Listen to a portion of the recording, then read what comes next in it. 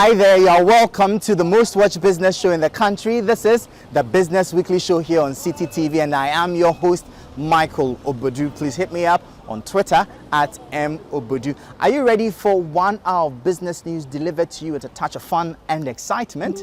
If you're ready, let's go.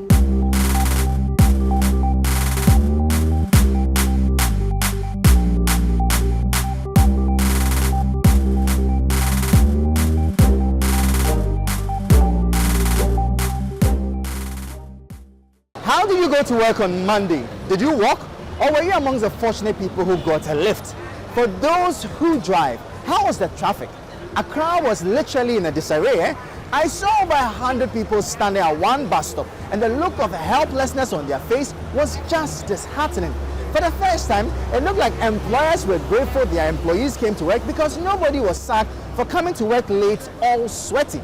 Charlie, these commercial drivers really mafiaed us.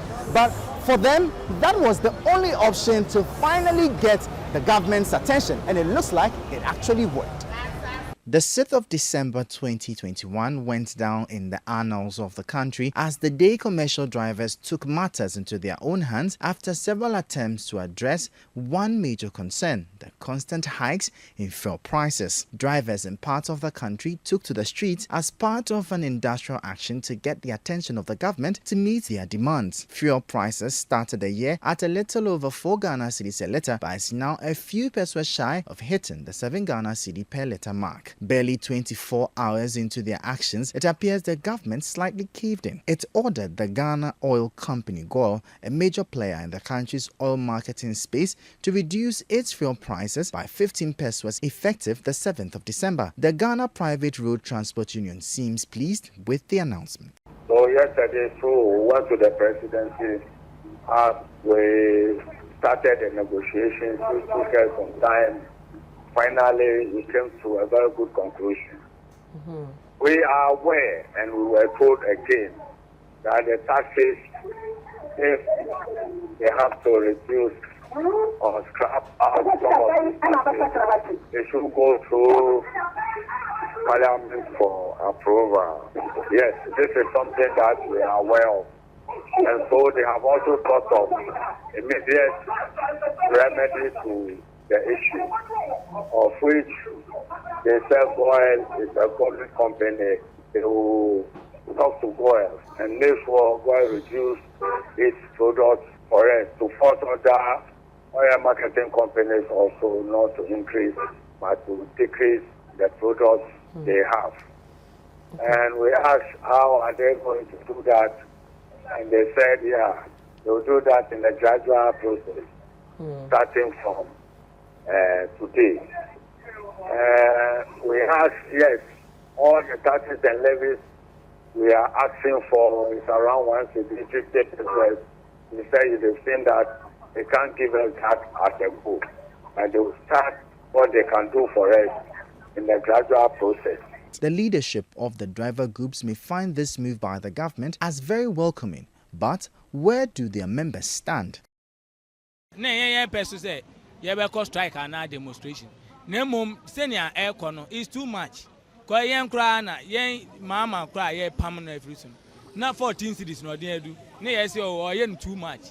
Na yen pay a dear. Ye me come on, ye can pay pa Ukopo Quasia, Malik, Obieni, I break my eye, Obieni, Uka Malika, Obieni, me ye can pay pa. By the aircon is too much. This is just where you can cry, Frisa, and ya in 15% there. And you pesos, and ya dear beer, and go say, Yang Tum. By ye na a penny ye, but there's what is a crowd, over managing is because me call you, I become a dinner for triple, me tofu 2.7. What do I say? And me says, me tifu, me yashi, we are 30 Ghana, 40 Ghana, and the coffee, me were yelling name muscle. What do I say? And to what is a crowd, my idea, I hope, sir, a baby boy, Kakra. Yes, I go filling station for Omatifu and also 15 pesos. Now 15 pesos there, no credit and MY and cry. There's a demonstration and yɛyɛ ni nyinaa mfasoɔ biara ama so ama yɛn. For the Chamber of Petroleum Consumers Ghana (COPEC), the move by the government can only be described as a laudable temporary relief, which unfortunately is unsustainable. However, where does this leave the National Oil Marketing Company? The question is being asked, exactly what is government reducing? Exactly what is government asking GOIL to go and reduce pump prices by? Is it that government has decided to reduce some of the taxes on a concessionary basis for GOIL, which has not been given to the other AOMCs? Is it that the government is even deciding that go and take out 15 pesos? If you do the numbers per, there are 60 million volumes traded each month, times 15 pesos. You're almost 90 million Ghana cedis shy of whatever profits they would have had or revenues they would have had. Is it that the government is promising to give them these monies backdoor? Or GOIL should, as a matter of necessity, just go to into their margins and take out 15 pesos or 90 million Ghana cedis at the end of each month in order to serve, this purpose for which the Chief of Staff called for yesterday's meeting. The Chamber of Petroleum Consumers Ghana (COPEC) might be genuinely concerned about how this move will impact GOIL. But then, can you cry more than the bereaved? There's even a more interesting twist. GOIL says they took the decision by themselves, and it wasn't any government directive.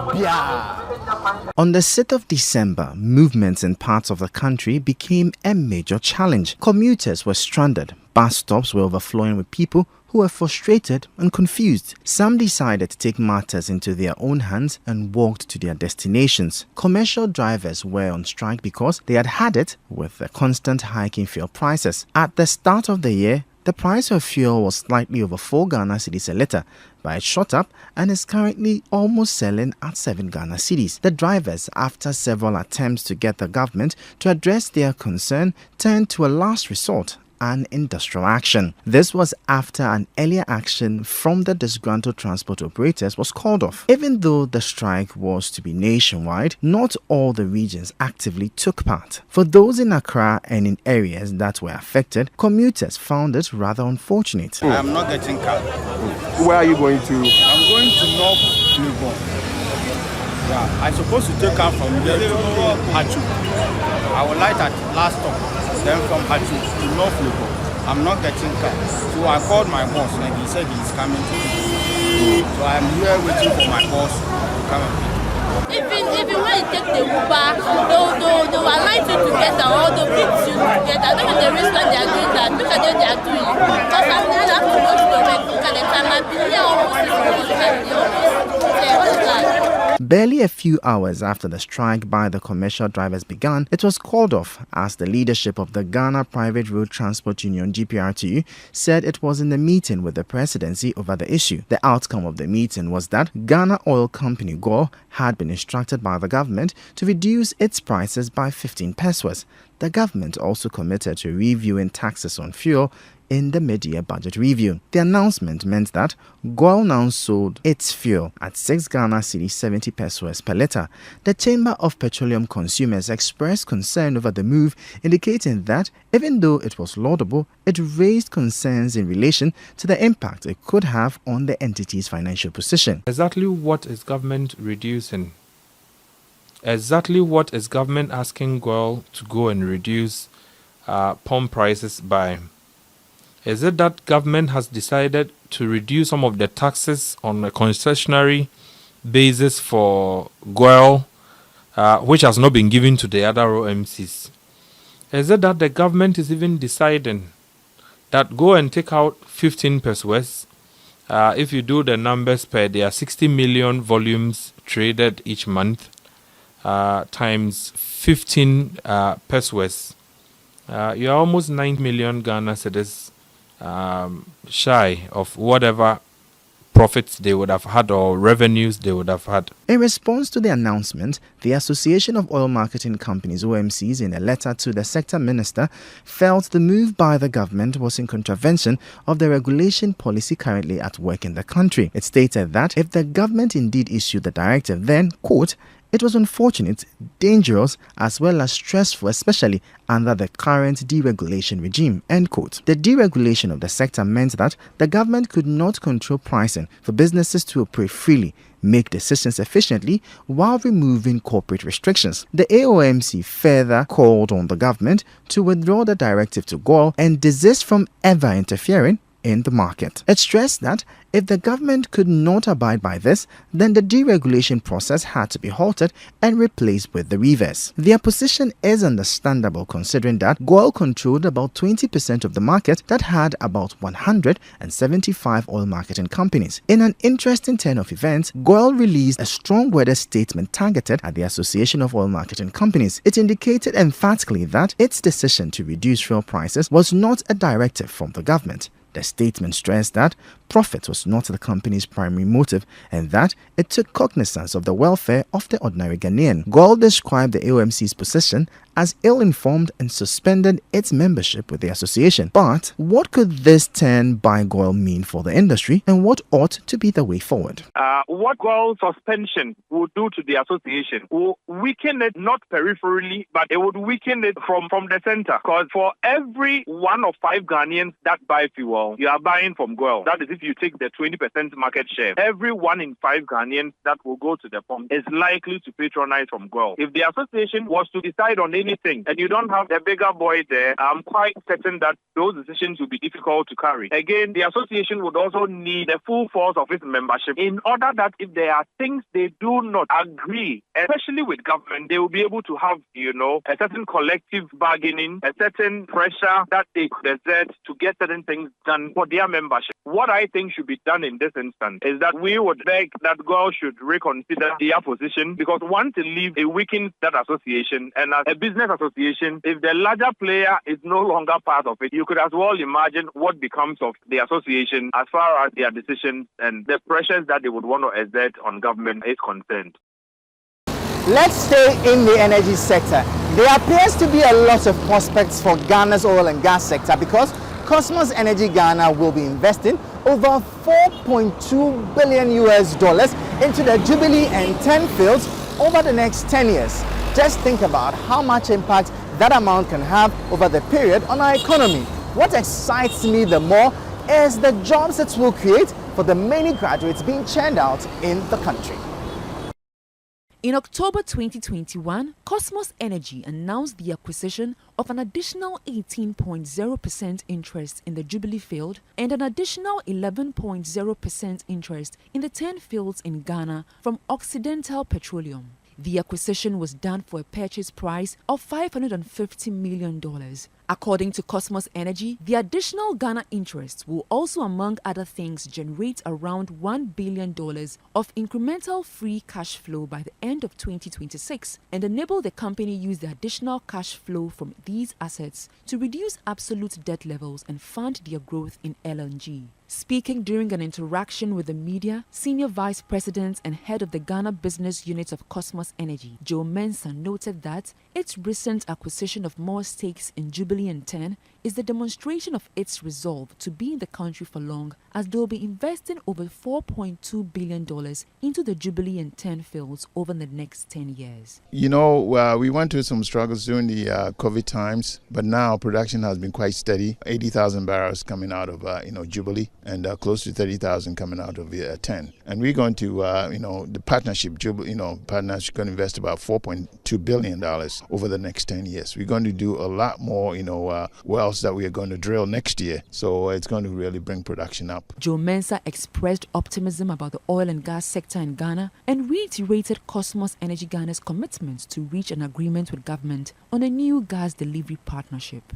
And on top of all of that, we're also going to be able to take advantage of our gas because there's plenty of gas that we have. So we need to now, work with government to make sure that, all these talk about fertilizer plants, we need to see that in place, so that when we have all these gas that we have no place to take them, we can feed them into the fertilizer plants, get the urea that we need to pump up agriculture, because our mainstay of this country has always been agriculture.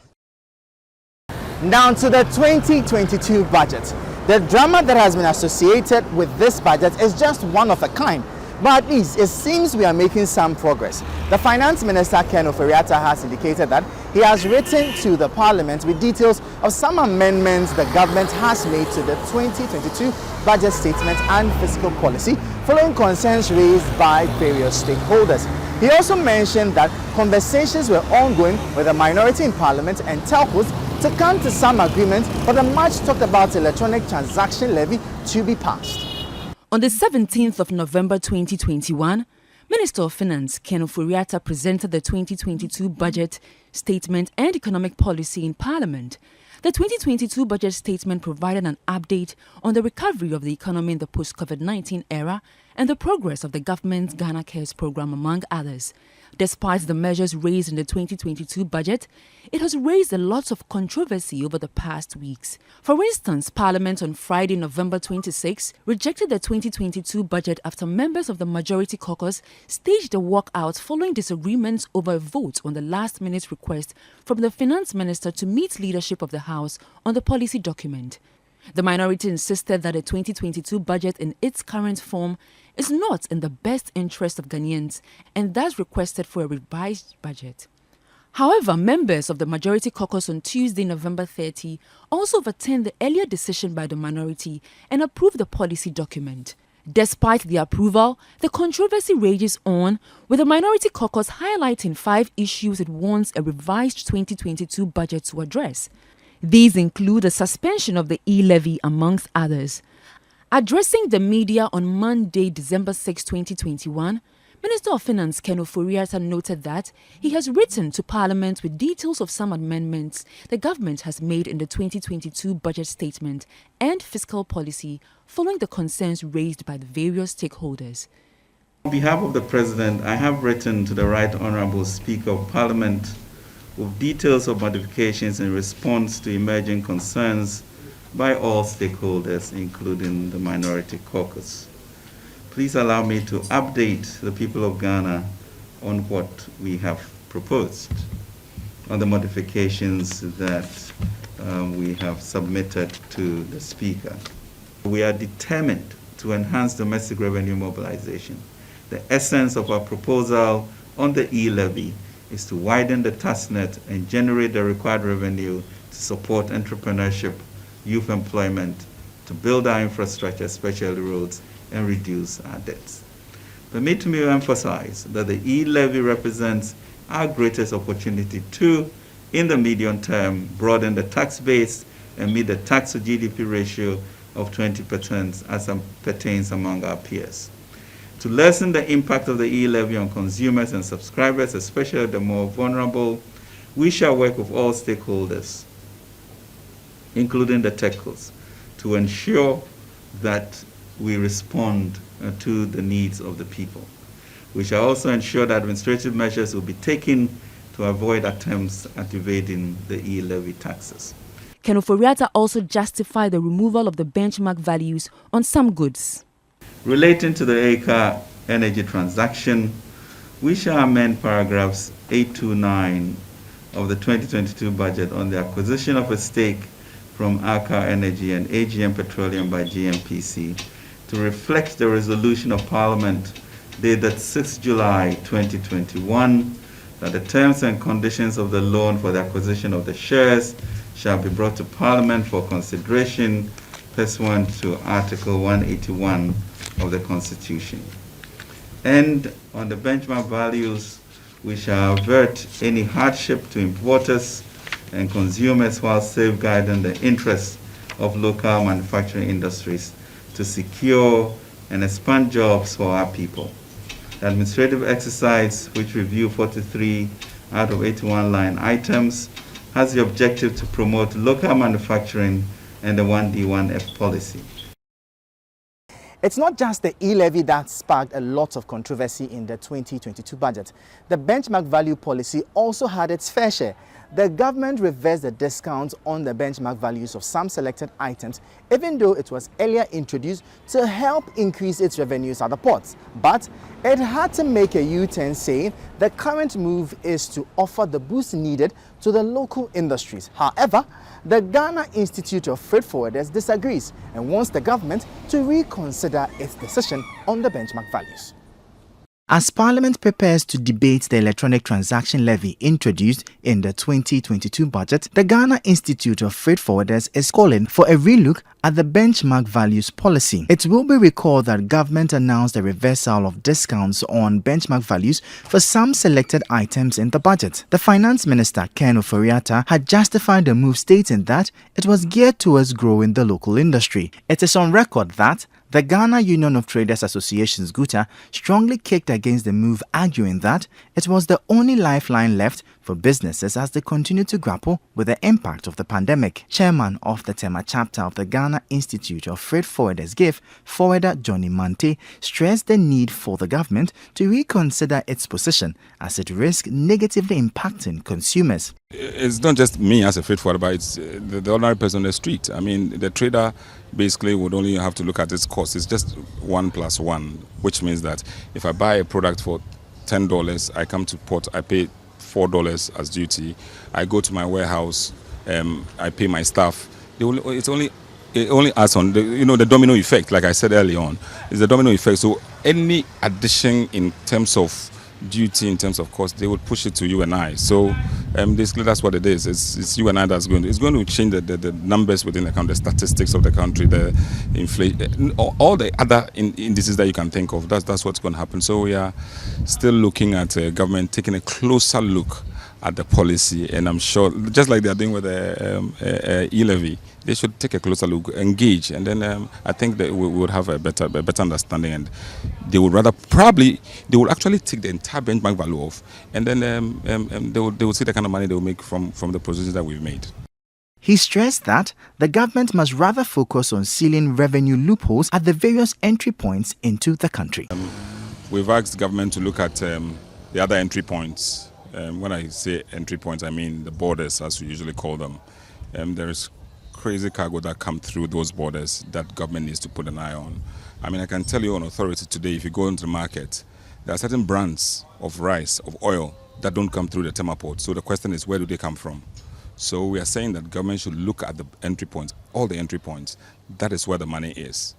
So in terms of benchmark value, we've made certain propositions, and we believe they can take it. Of course, we've also met the Deputy Trade Minister, a very affable woman. She listened to us, and she's set up certain committees that hopefully we are still waiting to see the committees, and then we can start working.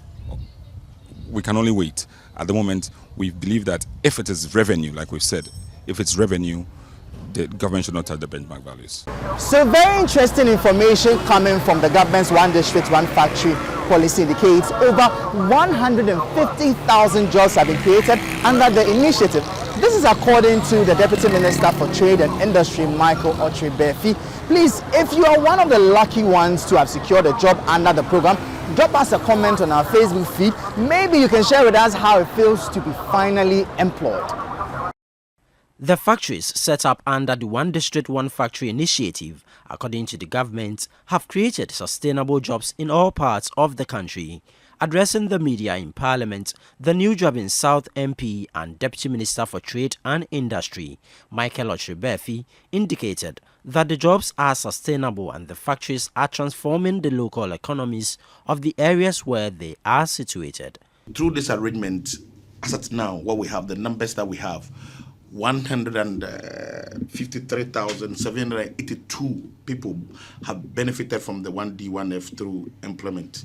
We're talking about both direct and indirect employment generation in this case.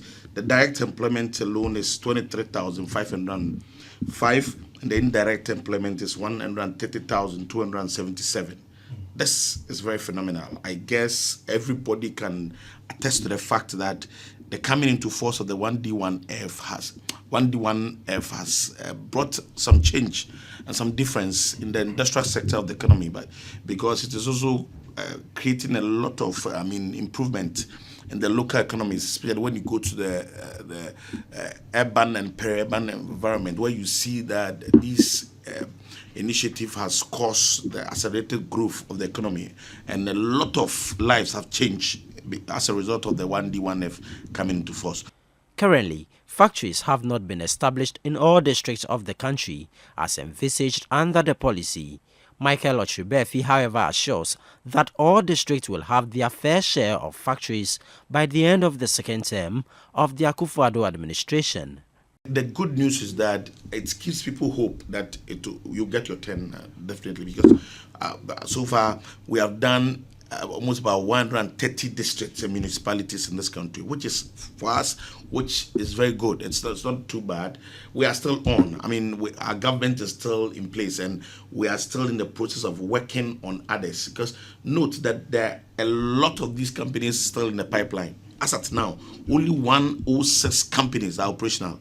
So out of the 278 at various stages of completion, 106 companies have fully been completed, which to us is good. So those people working in these companies, these 106 companies will put out together, will give us the numbers that we're talking about, we'll put out. So clearly, you see that we are on course. The ministry is on course, the government is on course as far as the 1D1F initiative is concerned. We turn now to the financial sector, and the Bank of Ghana says the public should continue to have confidence and trust in the sector because it is doing all it can to ensure Ghana does not return to the suspected list of countries into money laundering and countering of terrorism financing. We were removed from the list barely 6 months ago. It still remains a wonder how we of all countries got there in the first place. In May 2020, Ghana was cited by the European Commission for anti-money laundering and terrorism financing issues. 3 other African countries, including Botswana, Mauritius, and Zimbabwe at the time, were also listed for the same reason of posing financial risk to the EU.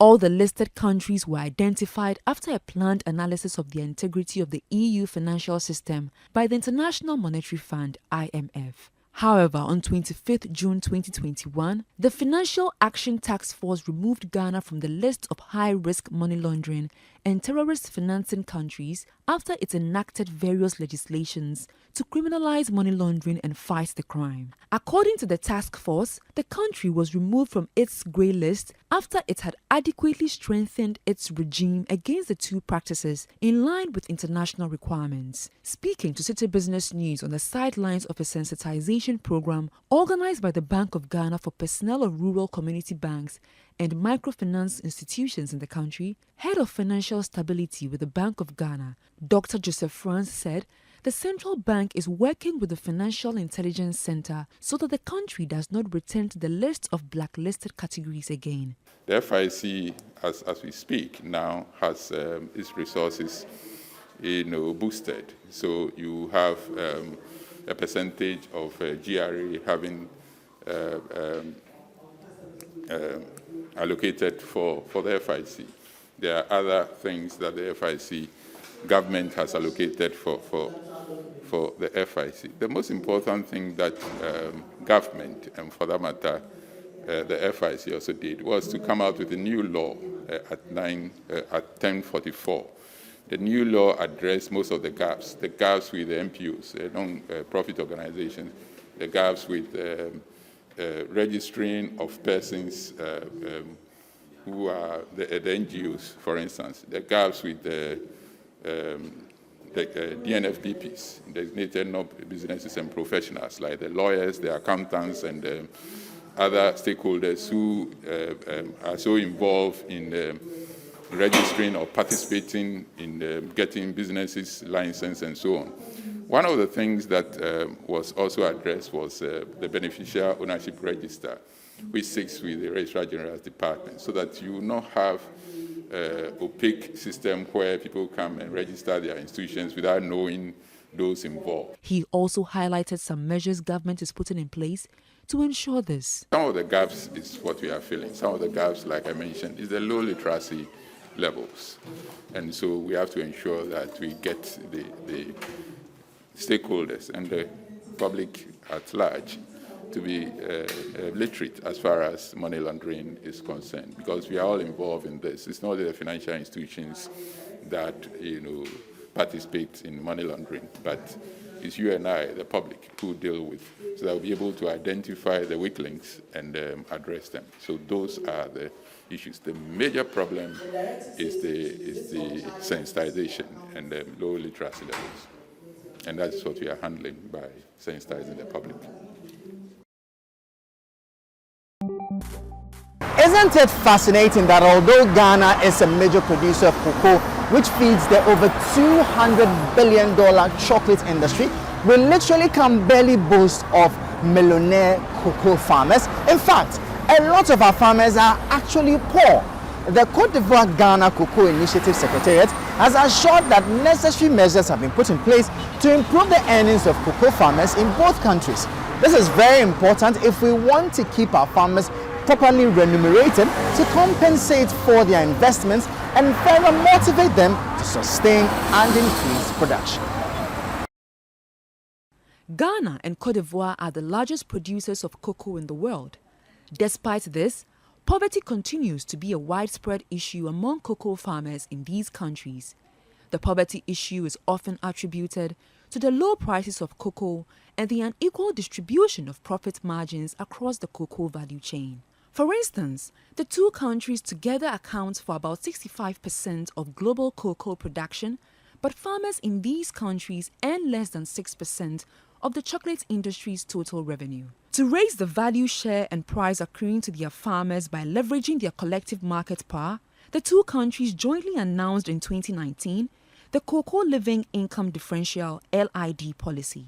The program, which was launched in 2020, was designed by both countries to help cocoa farmers escape poverty by adding a premium to their prevailing market price. For the 2020-2021 growing season, the governments of Ghana and Cote d'Ivoire introduced the Living Income Differential on all cocoa sales. By applying a differential of $400 per ton above the floor price, the LID seeks to increase income for cocoa producers to help them achieve a living income. As part of efforts to further improve the earnings of cocoa farmers in both countries, Executive Secretary of the Cote d'Ivoire Ghana Cocoa Initiative, Alex Arnold Asanavo, has given the firm assurance that necessary measures have been put in place to ensure that farmers are properly paid to compensate them for their investments and motivate them to sustain and increase production of the crop. He spoke after presenting his letter of credence to the Minister of Foreign Affairs, Shirley Ayokoboche, in Accra. The vision is increasing farmer revenue. So that's the top ambition. So now we have different strategies that we are pulling together in discussion with the countries, so Cote d'Ivoire and Ghana. But for that, as Mr. Adu said, we are discussing within us to ensure that everything we put in place, we have the right impact. And that's different, that will come in the near future. But from our perspective, one thing that is clear is that the cocoa of today will not be as we see in the future.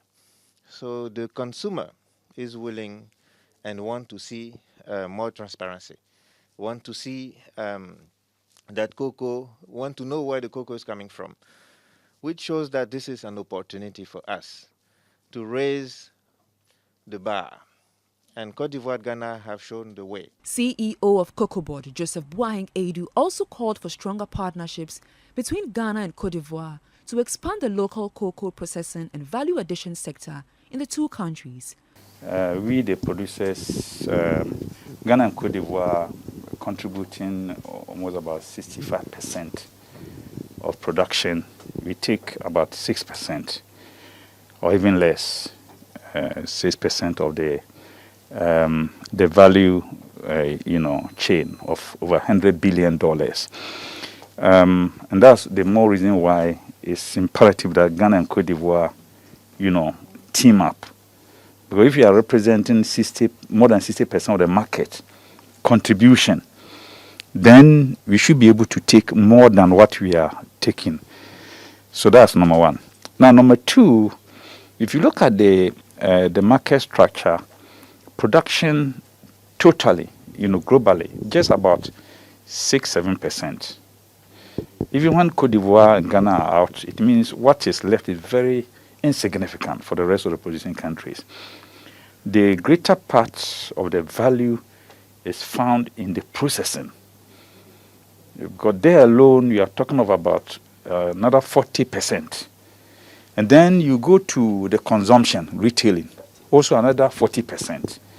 So our best bet, should be processing and consumption. Am I the only one who can feel the Christmas weather setting in? How many more days to the 25th again? You also just can't wait, right? I'm sure you're already summing up your shopping list for the Christmas. But have you noticed how you suddenly find all kinds of products on the markets during this period? If you are not careful, you can end up buying expired ones, which can be harmful to you.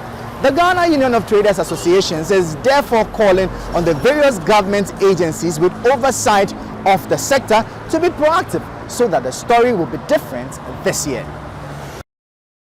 It is not an unusual sight to find the markets in the country overflowing with a lot of imported consumables, but many of these products come with issues. Some of the product labels are in languages other than English, which makes it difficult to understand the inscriptions. Others are found to be expired products which are unwholesome for consumers. The Ghana Standards Authority had earlier this year cautioned persons who engage in the sale of expired products to desist from the act since it was bent on cracking the whip. The president of the Ghana Union of Traders Associations, GUTA, Dr. Joseph Obing, believes these situations can be averted if the various government agencies are up and doing. We find it difficult to understand why these goods are able to even trickle in the first place. I remember during Honorable Hannah Tete's time, she closed the Eastern Corridor to goods from that corridor, especially electrical products and all that, because most of these goods were found to be unwholesome at that time. So I think we can be able to do some of these exercises and then bring most of the goods through the mainstream ports.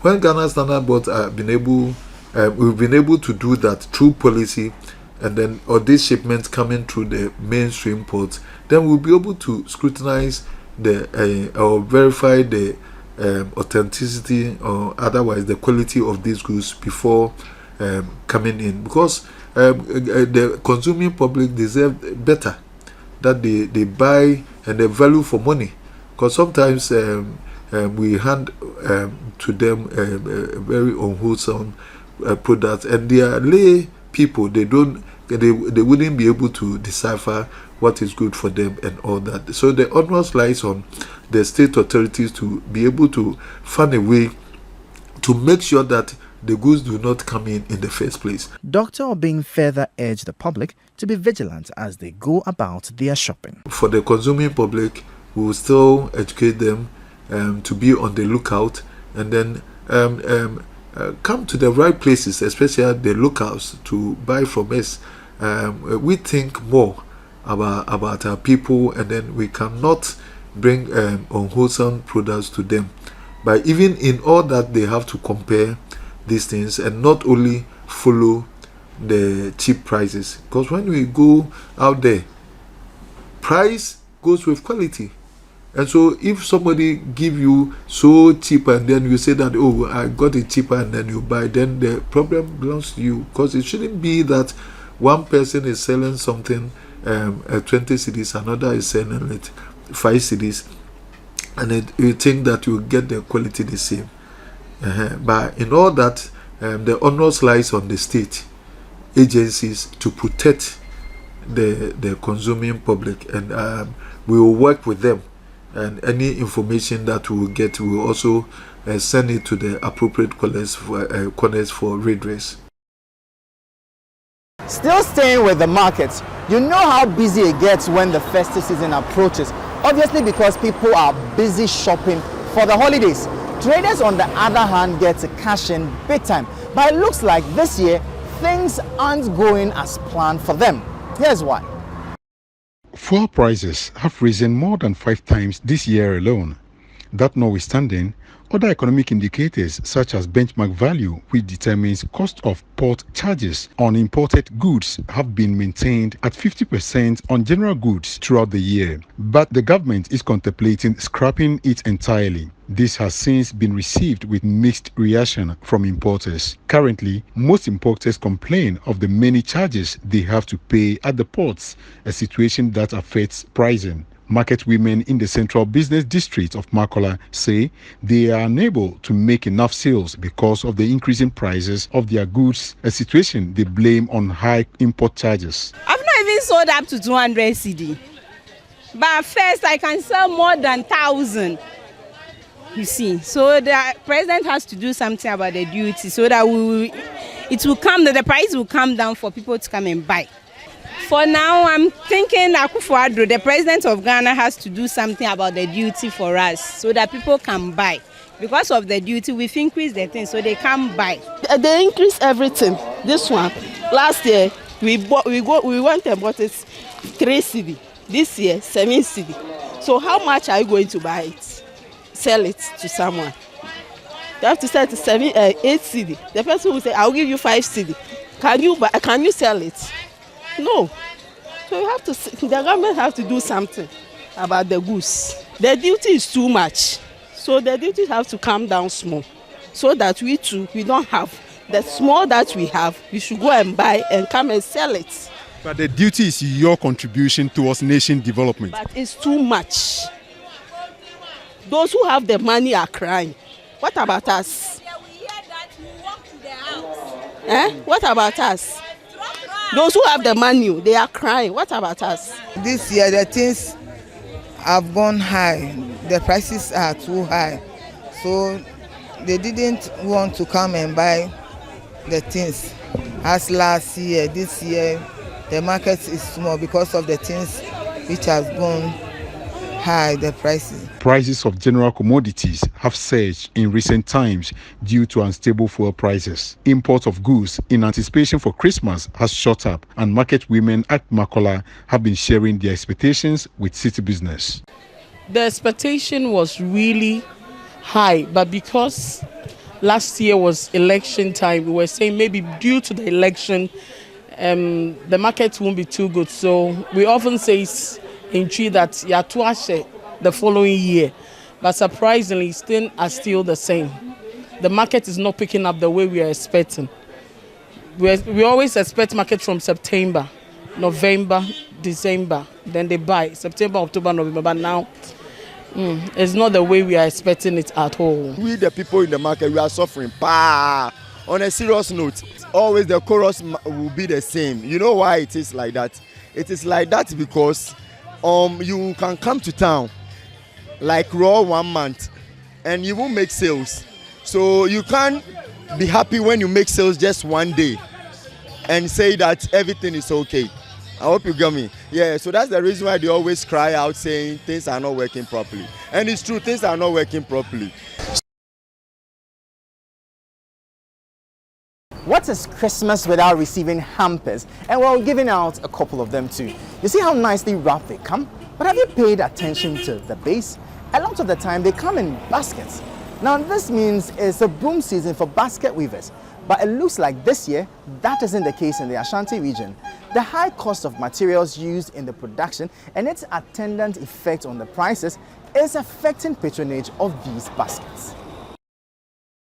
Samuel Kwame Abeka Ano and a host of other weavers here have increased production of baskets to meet the high demand. The baskets are used to package hampers used for gifts during the Christmas and New Year festivities. But Ano and other basket weavers here say the cost of raw materials is impacting negatively on sales. Yes, it has affected the production because in the olden days we used to buy plywood like say 300, but now it's 450 per 1 board, you see.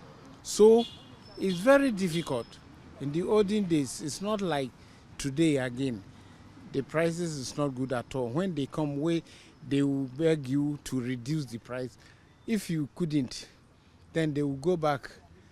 Then somebody too is hungry. When you give him small price, he will too take it and go.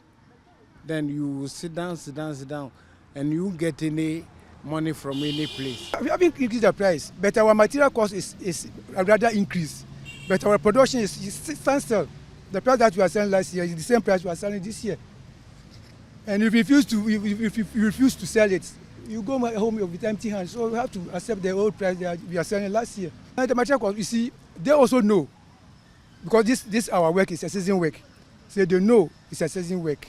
So when the season is getting to the time of the season, they started increasing their price. And I don't blame them, because they have been disturbed because of galamsey.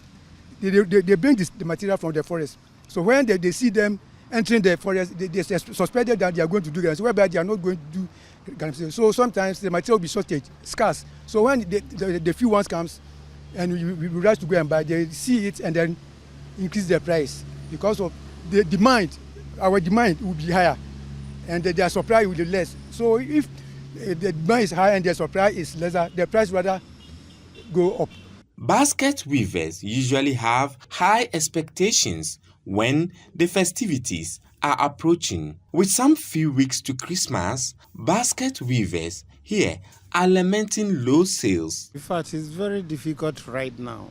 Now, there is no money in the town. So when they come, they will print. If you didn't reduce it, then they will go back. It's not good like before. This season is not good at all, in fact. Well, the prices, in the olden days, we used to sell it, this hamper, we used to sell it 20 Ghana basket, 20 Ghana. But now when they come, they just beg you to reduce it for 150 cedis per one. That's 15 cedis. So then the materials too is too costly. The baskets come in different sizes and each with its price. Different sizes, different design with different prices. We have small size, medium and large, and sometimes extra large. And the weaving, we have a lot of different types of weaving. The one I'm doing now, the size of this is 30 cedis. And then the smaller one of this is 20. And the medium one is 25. And then we have another design which is 40, 50. So variety. So depends the size and the type of the basket that you want to buy.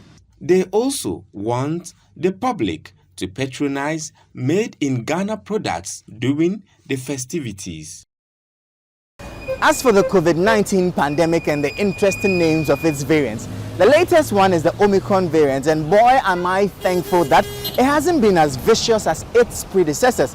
The Secretary General of the African Continental Free Trade Area After Secretariat, Wenkele Mene, says this latest discovery is one more reason why African countries must be self-reliant. According to him, for African nations to survive the impact of the Omicron variant on their economies, they have to be economically independent. The Omicron variant of the coronavirus pandemic was first detected in South Africa in November 2021. Over the last few weeks, the new variant of COVID-19 has spread to dozens of countries worldwide. According to the World Health Organization, as at 8th December 2021, the Omicron variant of the coronavirus pandemic has been detected in 57 countries, but there have been no reported deaths so far. According to many stakeholders, the quick spread of the virus worldwide calls for more preparation in all aspects of life. According to them, while the health impacts are directly through contagion, the economic impacts are largely a consequence of the preventive measures adopted by the respective governments to curtail its spread. Though experts are still trying to determine the impact of this new variant, the discovery has reinforced the need for Africa's self-reliance in all aspects of life should there be an outbreak. In an interview with City Business News, Secretary General of the African Continental Free Trade Area Secretariat, Wenkele Mene, argues that African nations must build more partnerships and investments to boost the patronage of goods and services produced on the African continent. According to him, they must also find a way to develop the continent on its own without depending on the Western world. It's about productive capacity of the African continent, and it's about industrialization on the African continent. It is about Africa finding different areas, different niches, comparative advantages, specializations. That's what it's about. It's not about South Africa, it's not about Ghana, it is about us as Africans finding trade specializations, just like the Europeans did 72 years ago. That's what it's about. And so if we are to export Ghanaian chocolate to South Africa, it's because South Africa doesn't produce cocoa. And South Africa doesn't have chocolate indigenous. So this is the strategy, and this is what we should be aiming for as Africans. Well, I think what it demonstrates is that Africa should be even more self-sufficient, accelerate industrial development, and make sure that we have our own manufacturing capacity. What is it that we should need Europe for when we have a market of 1.2 billion people? What should we need Europe for? What should we need America for? We've got the market, but we don't have the industrial capacity. So that's what we need to do. Staying with the Omicron variant of the COVID-19 pandemic, the Hotels Association says it is not worried one bit about this development. It says it is very confident in the systems in the country to manage the pandemic. They have a point though. Ghana's approach at dealing with the virus since it broke has been very impressive. The Omicron variant of the COVID-19 pandemic was first detected last month in South Africa. The World Health Organization says so far it has been detected in 38 countries, even though no deaths have been recorded yet. Due to this development, not long after the European Union member states opened their borders and started to keep more relaxed COVID-19 restrictions, many had to reimpose entry restrictions as a stopgap measure to avert a spread of the new variant. Players in the hospitality space in Ghana are concerned about this development as it could reduce the number of their major clients, that is international tourists, into the country. President of the Ghana Hotels Association, Dr. Edward Akanyamike, says based on the country's precedents in dealing with the pandemic, he is convinced the Omicron variant will not pose a major challenge locally. As far as Ghana is concerned, and our experience over the past almost 2 years, honestly, personally, I'm not really concerned. I'm not really concerned because I think we have what it takes to manage the situation. What I'm concerned a bit is rather about the foreign visits. The restrictions, yes, that will happen with the foreign visits. That's where the concern is, because a lot of our upmarket hotels rely a lot on those foreign visits. So that's where the challenge will be. But when it comes to Ghana itself, I think we've managed this thing very well. Okay, and if we should continue like that, if we also play our part, which we are doing, I mean, you go to most hotels, let me put it that way, and you have to go through the protocol. There's regular fumigation, there's social distancing, and all that. Okay, so I believe, and the government is also doing its part. And don't forget that the Ministry of Health has also declared the month of December as the vaccination month. We are praying that a lot of people will get themselves vaccinated. And once they do that, then it will be a win-win case for all of us. So frankly, I am not in any way scared about it because I think the system has been well managed. We are all playing our part.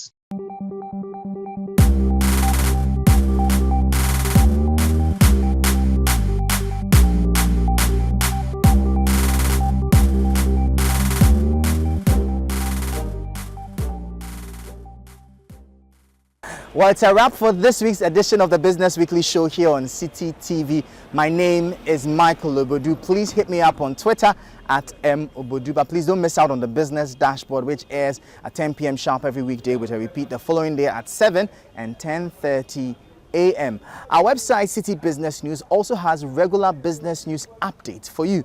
Catch you same time next week. Stay safe, stay informed, and bye-bye.